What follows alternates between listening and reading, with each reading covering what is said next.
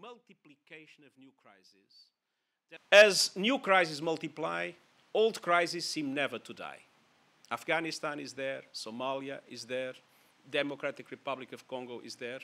And so 70% of the world's refugees under UNHCR mandate, plus all the Palestinian refugees, are today in a protracted refugee situation, which means they have been refugees for more than 5 years, and it's becoming more and more difficult to find solutions for them. More refugees.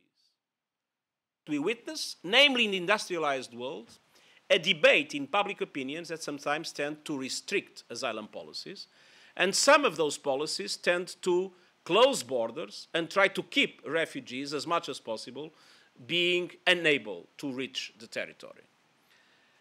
We see an alliance between some populist politicians and, let me say, some irresponsible media that create an environment in which xenophobia and racism tend to develop, and in which countries tend to adopt restrictive migration policies and put into question the asylum rights of people seeking protection. For those countries neighboring crises, most generosity is not necessarily proportional to richness. 80% of the world's refugees live in the developing world.